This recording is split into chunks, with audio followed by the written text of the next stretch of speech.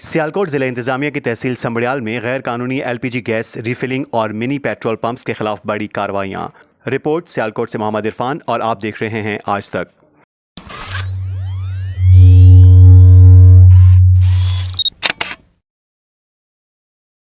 Deputy commissioner Sialkot Mohammad Zulqarnain की हिदायत पर असिस्टेंट कमिश्नर समbriयाल अनम बाबर हमरा सिविल डिफेंस गैर कानूनी पेट्रोल एजेंसीज के खिलाफ ग्रैंड ऑपरेशन 11 गैर कानूनी पेट्रोल एजेंसियों को सील करके 10 दुकानदारों के खिलाफ मुकदमा दर्ज करवाए, जबकि 2 पेट्रोल मशीनों और एक गैर कानूनी गैस रिफिलिंग करने वाली मशीन को जब्त कर लिया।